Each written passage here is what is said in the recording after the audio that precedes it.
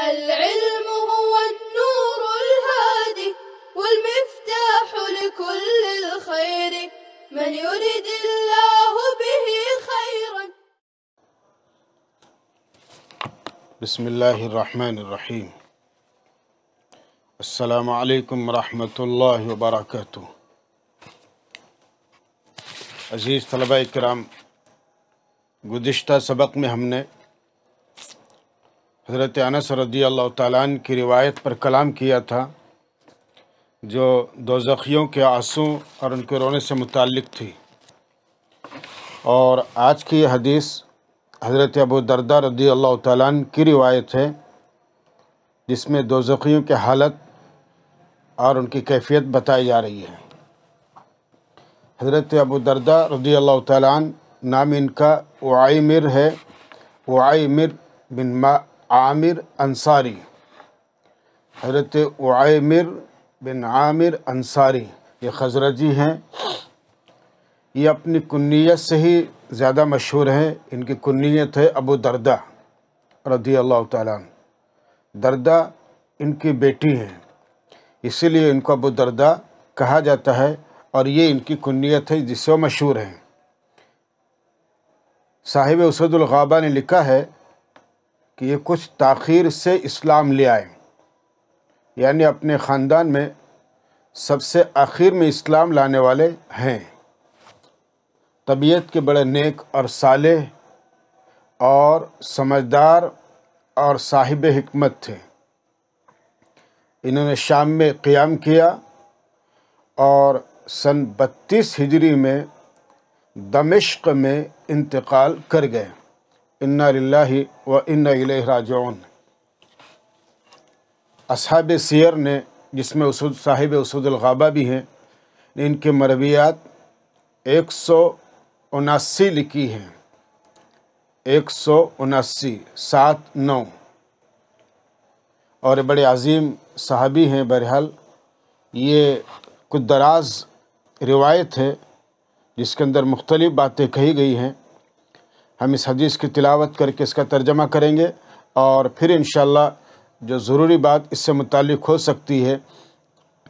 وہ آپ کے سامنے پیش کرنے کی کوشش کریں گے. اس لیے سب سے پہلے ہم نے راوی حدیث سے متعلق 2 جملے آپ کے سامنے پیش کیے. وعن ابی الدرداء رضی اللہ تعالی عنہ قال قال رسول اللہ صلی اللہ علیہ وسلم يلقى على أهل النار الجوع فيعدل ما هم فيه من العذاب فيستغيثون فيغاثون لطعام من ضريع لا يسمن ولا يغني من جوع فيستغيثون بالطعام فيغاثون بطعام ذي غصة فيذكرون أنهم كانوا يجيزون الغصص في الدنيا بالشراب فيستغيثون بالشراب فيرفع إليهم الحميم بكلاليب الحديد فإذا دنت من وجوههم شوت وجوههم فإذا دخلت بطونهم قطعت ما في بطونهم فيقولون ادعوا خزنة جهنم فيقولون ألم تك تأتيكم رسلكم بالبينات قالوا بلى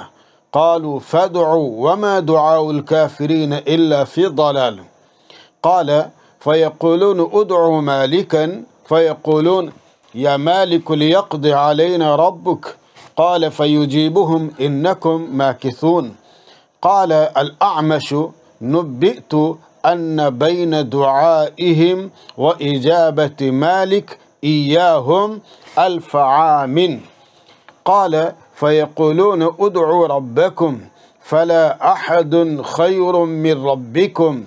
فيقولون ربنا غلبت علينا شقوتنا وكنا قوما ضالين ربنا أخرجنا منها فإن عدنا فإنا ظالمون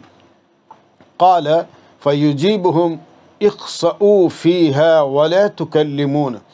قال فعند ذلك يئسوا من كل خير وعند ذلك يأخذون في الزفير والحسرة والويل قال عبد الله بن عبد الرحمن والناس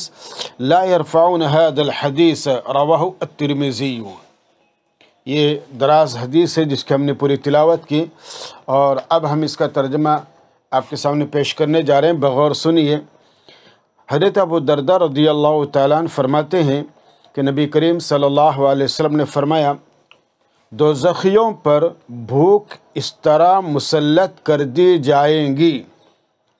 دوزخیوں پر بھوک اس طرح مسلط کر دی جائیں گے، یلقى علی اہل النار الجوع، کہ اس بھوک کی اذیت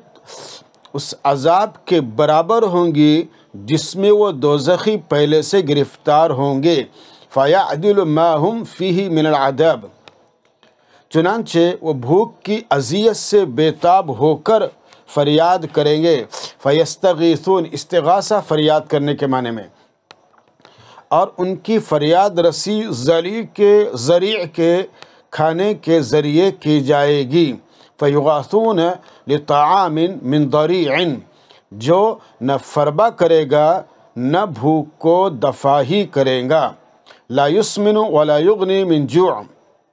پھر وہ پہلے کھانے کو لا حاصل دیکھ کر دوسری مرتبہ فریاد کریں گے، فَيَسْتَغِيثُونَ، معنی ذلك فَيَسْتَغِيثُونَ مرة ثانیہ، پھر دوسری مرتبہ کھانے کی فریاد کریں گے، اور اس مرتبہ ان کی فریاد رسی گلے میں پھنسی جانے والے کھانے کے ذریعے کی جائیں گی، فَيُغَاثُونَ بِطَعَامٍ ذِي غُصَّةٍ،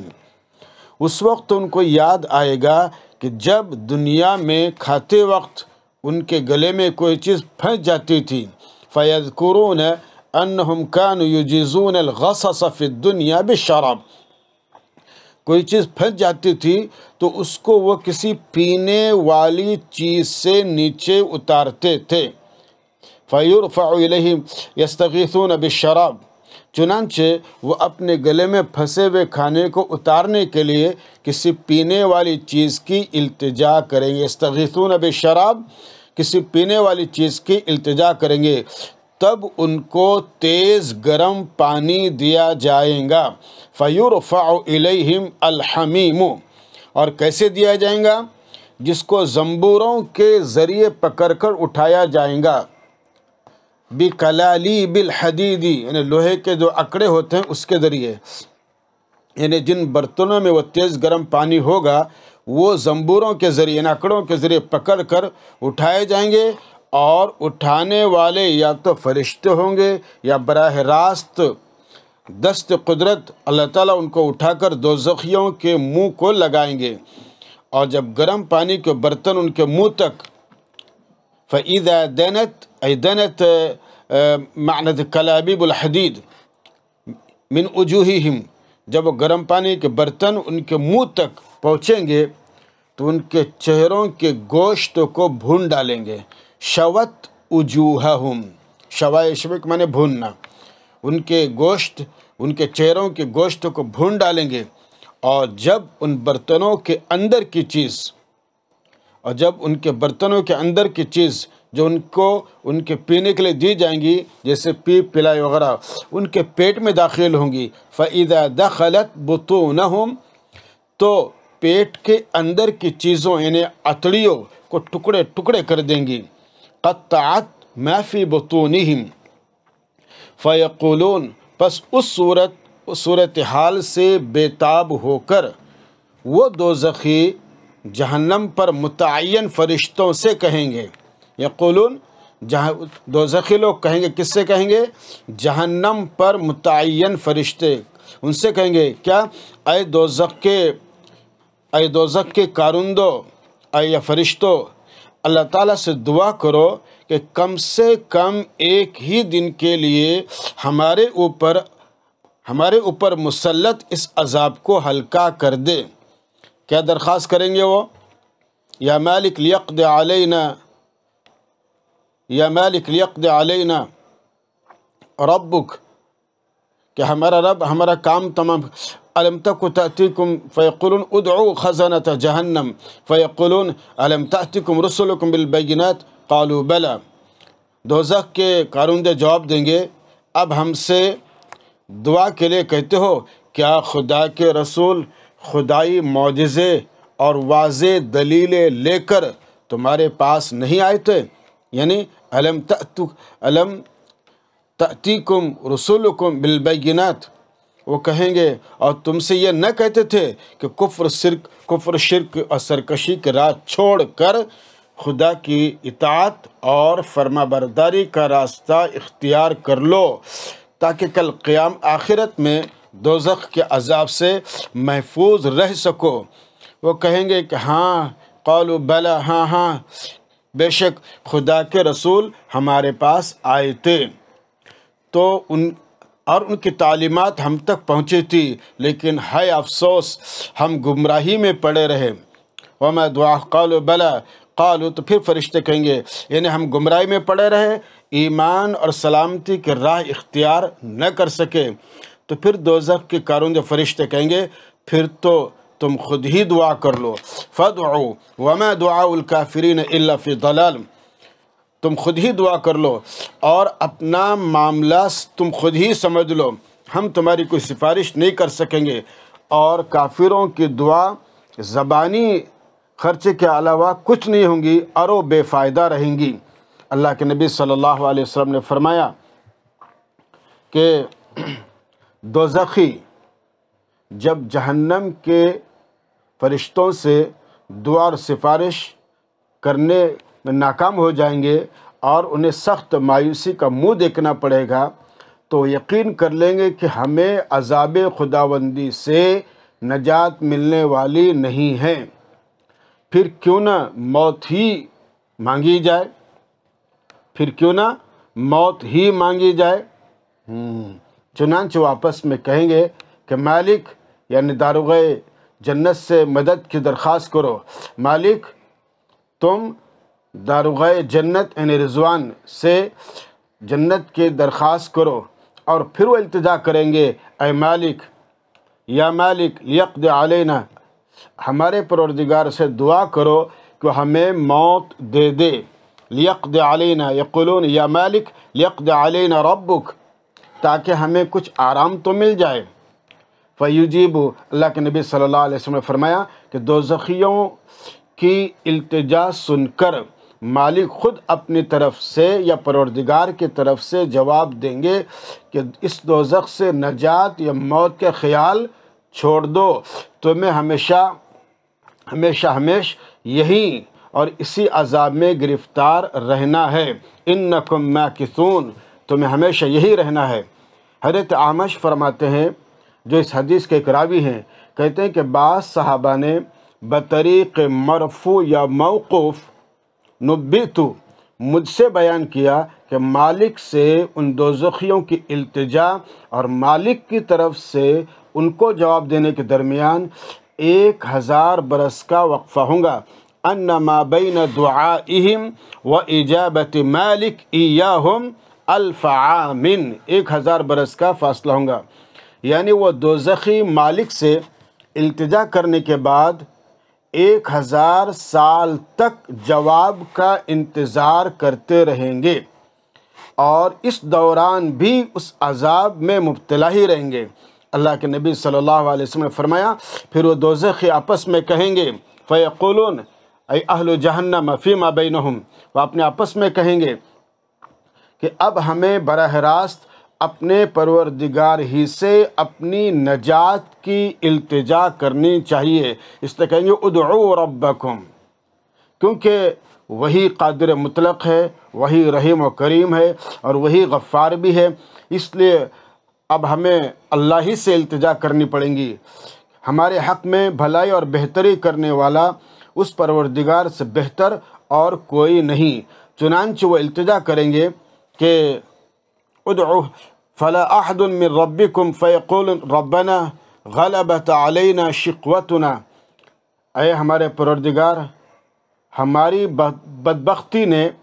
ہمیں گھیر لیا، غلبت علینا شقوتنا، اور اس میں کوئی شبہ نہیں کہ ہم توحید کے راستے سے بھٹک گئے تھے، کننا قوما ضالین، ای ضالین عن توحید، ہم توحید کے راستے سے بھٹک گئے تھے۔ اے پروردگار، ہمیں دوزخ اور یہاں کے عذاب سے رہائی عطا فرما دیجیے۔ اخرجنا منہا ربنا اخرجنا منہا، اے اللہ ہمیں یہاں سے، اے ہمارے پروردگار ہمیں یہاں سے دوزخ اور اس کے عذاب سے رہائی عطا فرما دے۔ اگر ہم اس کے بعد بھی کفر شرک کی طرف جائیں گے تو اپنے ہی آپ پر ظلم کرنے والے ہوں گے۔ یعنی اگر تو ہم کو دوزخ اور دوزخ کے عذاب سے نکال دیں گا اور پھر ہم کفر ہی کریں گے تو ظاہر ہے کہ ہم اپنے آپ پر زیادتی کرنے والے ہوں گے، ظلم کرنے والے ہوں گے۔ لیکن اس موقع پر اللہ تعالیٰ ان کو جواب دیں گے کہ قال اللہ تعالیٰ یجیبہم، ان کو جواب دیں گے اخسؤ، دور ہو کمبختو، دور ہو کمبختو، یعنی کتوں کی طرح ذلیل و خوار رہو اور اسی دوزخ میں پڑے رہو، اور رہائی اور نجات کے بارے میں مجھ سے کوئی بات نہ کرو، ولا تکلمون، اخسؤ فیہا، اسی میں پڑے رہو، تمہاری خلاصی ہرگز نہیں ہو سکتی۔ اللہ کے نبی صلی اللہ علیہ وسلم نے فرمایا فعند ذلك یئس من کل خیر، آخر کار وہ دوزخی ہر بھلائی سے مایوس ہو جائیں گے اور تب وہ حسرت اور نالہ و فریاد کرنے لگیں گے۔ وعند ذلك یأخذون فی الزفیر والحسرت والویل۔ حضرت عبداللہ بن عبد الرحمن جو اس حدیث کے راوی ہیں کہتے ہیں کہ اس حدیث کو مرفوع قرار نہیں دیا جاتا، لیکن ترمذی نے اس حدیث کو مرفوع نقل کیا ہے، جیسا کہ روایت کی ابتدائی سے معلوم ہوتا ہے۔ یہ بچوں حدیث پاک کا ترجمہ ہوا جو آپ کے عام فہم زبان میں کیا گیا، اور اس حدیث پاک میں بہت سی چیزیں حدیث کے ترجمے سے آپ نے سمجھ بھی لی ہوں گی۔ اللہ کے نبی صلی اللہ علیہ وسلم نے کتنی عجیب بات فرمائی ہے۔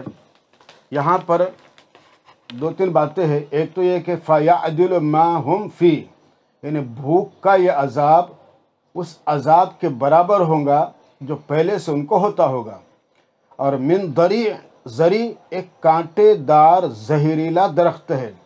جس کو اگر کوئی حیوان کھا لیتا ہے تو فوراً مر جاتا ہے،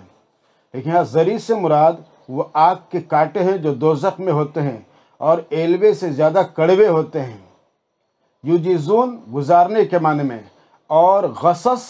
گلے میں کسی چیز کے پھنسنے کو غصصن کہتے ہیں۔ مطلب یہ ہے کہ جب دنیا میں گلے کے اندر کوئی چیز پھنس جاتی ہے تو اس کو گزارنے کے لیے پانی پیتے ہیں، اور اسی وجہ سے دوزخی پانی مانگنا شروع کر دیں گے۔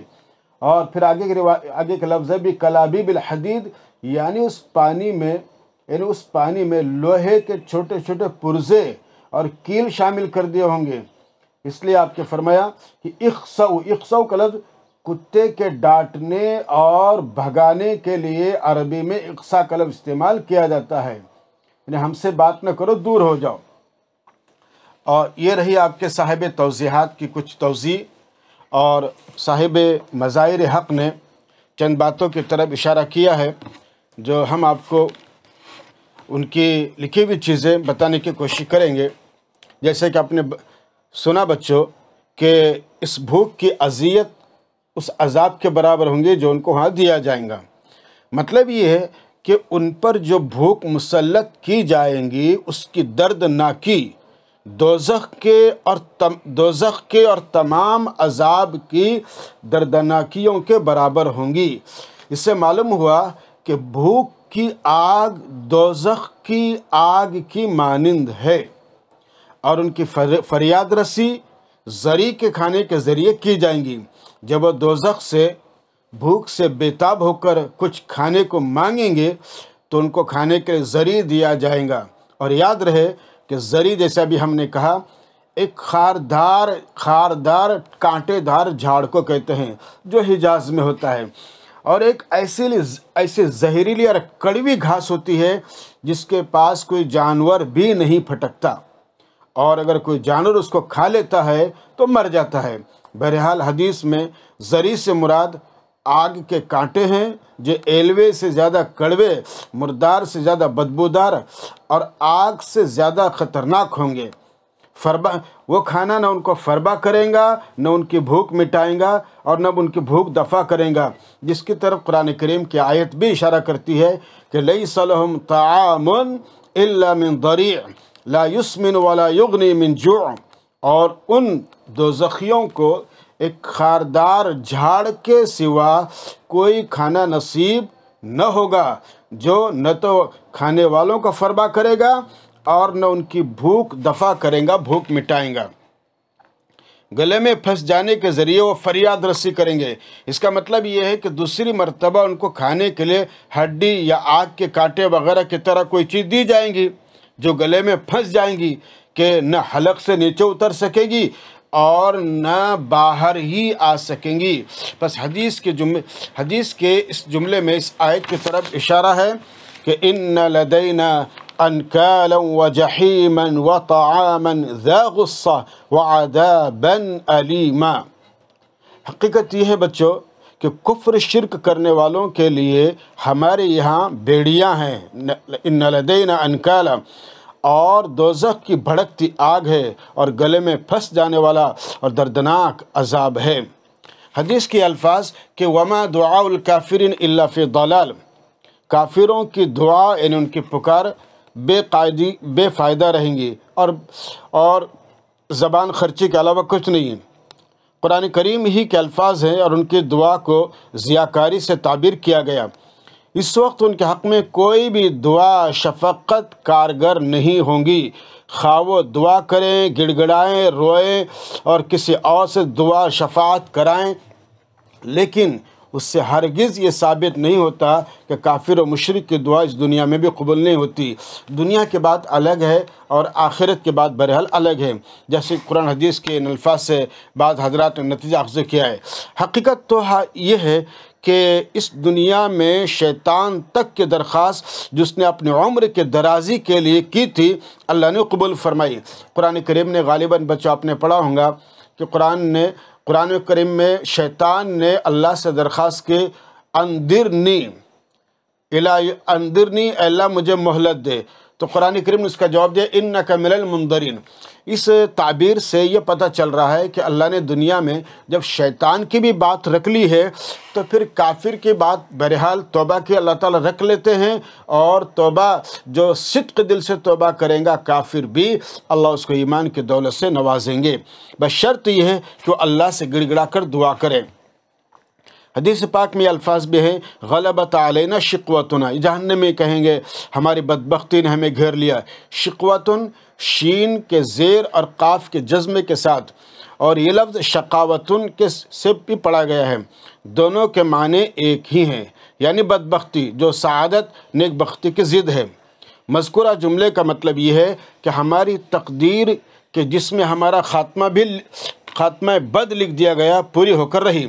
اور ہم خود اپنی بدبختی کا شکار ہو گئے۔ اگر ہم اس کے بعد بھی کفر شرک کر جائیں گے، یہ اپنی طرف سے یاد دہانی کے طور پہ کہہ رہے تھے، لیکن ظاہر بات ہے کہ جھوٹے آدمی کا اعتبار نہیں ہوا کرتا۔ اور قرآن کریم نے ایک جگہ ارشاد کیا ہے کہ وَلَوْ رُدُّوا لَعَادُوا لِمَا نُهُوا عَنْهُ وَإِنَّهُمْ لَكَاذِبُونَ، اگر بفرض محال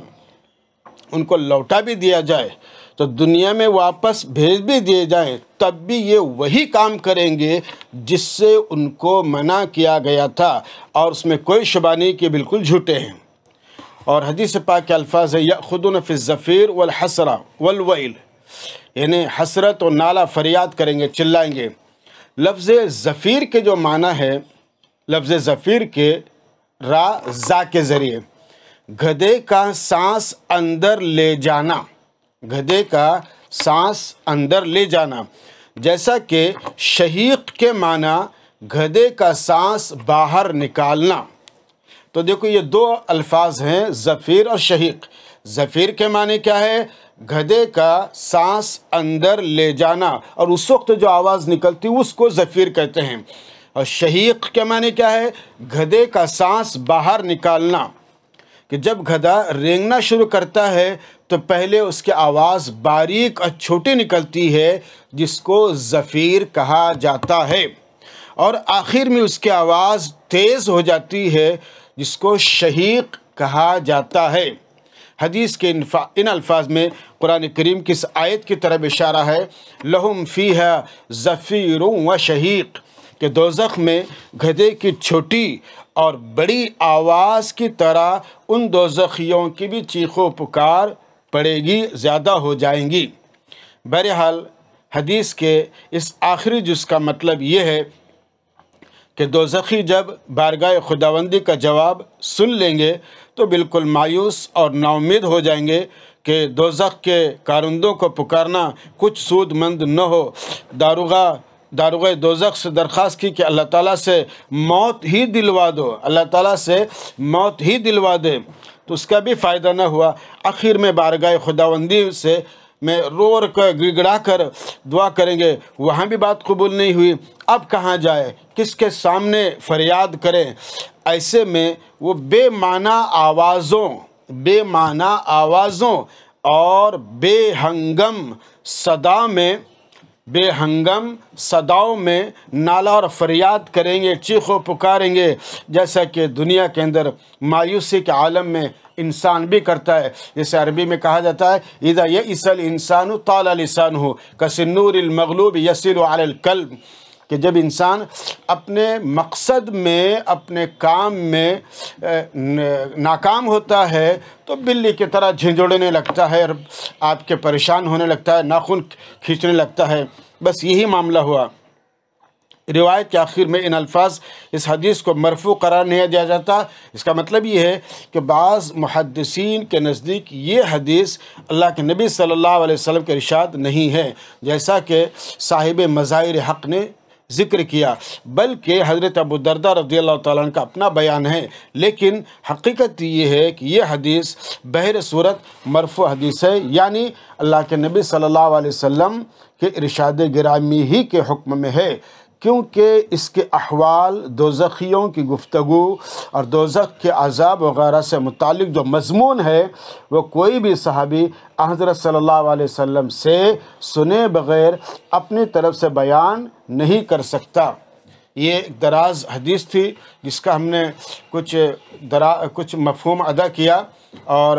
محدثین نے اور شرائع حدیث نے جو باتیں لکھی ہیں